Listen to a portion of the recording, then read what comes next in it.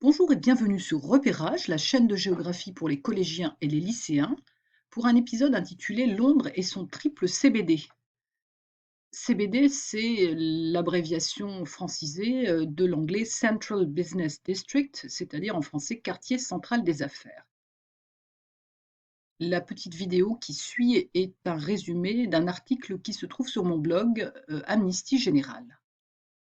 Le voici cet article qui date de février 2020 que j'ai intitulé Londres, son triple CBD et sa rejuvenation. On expliquera ce que signifie ce mot en français.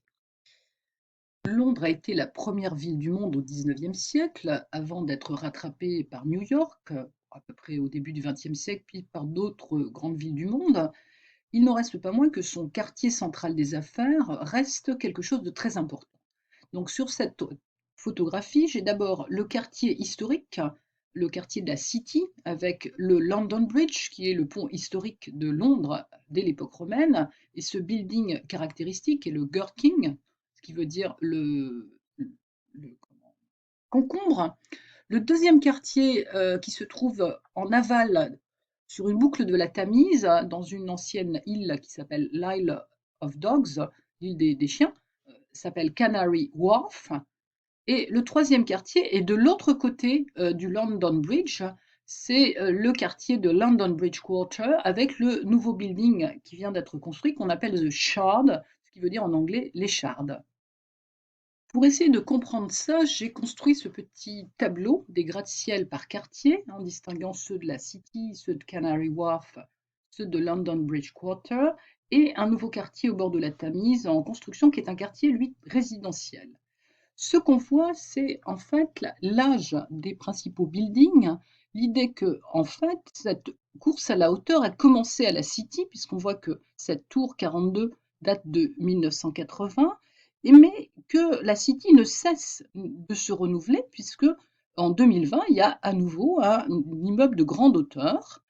À l'inverse, le quartier de Canary Wharf, on voit qu'il démarre en 1991 avec un building caractéristique qui reste le plus important, mais qu'en réalité, la plupart des grands buildings de ce quartier remontent au début de la décennie 2000.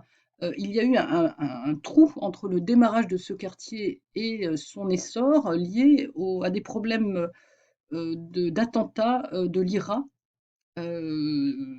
à Canary Wharf et la difficulté à lancer ce quartier. Et puis enfin, ce quartier est relativement récent. Donc il y a une tour ancienne mais pas très caractéristique et cette nouvelle tour qui date de 2013, qui est un nouvel emblème de Londres, The Shard, qui est donc la plus haute tour d'Europe avec 306 mètres.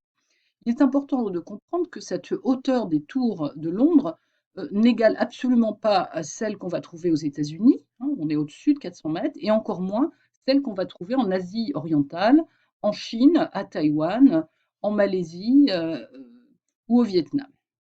On voit ici le haut de la dernière tour en cours de finition dans la City, qui s'appelle 22 Bishopsgate, qui fait 278 mètres de haut et dont la construction a été un peu retardée par la crise financière de 2018. Mon cadrage est insuffisant pour voir toute la hauteur, hein. Le deuxième quartier d'affaires s'appelle Canary Wharf et c'est un ancien quartier industrialo-portuaire de l'East End, ces quartiers pauvres de Londres au XIXe siècle, qui a été totalement transformé à partir des années 90. Ici, on voit le siège de l'entreprise pétrolière BP.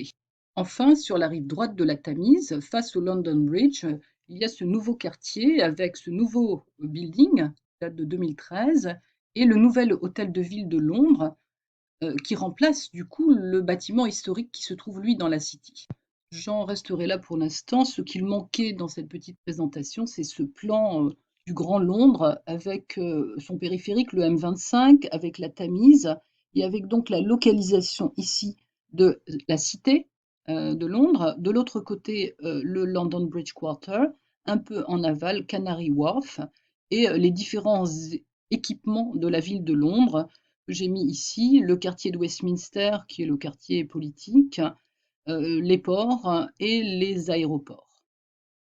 Et je vous dis à bientôt pour une nouvelle vidéo sur Repérage, la chaîne de géographie pour les collégiens et les lycéens.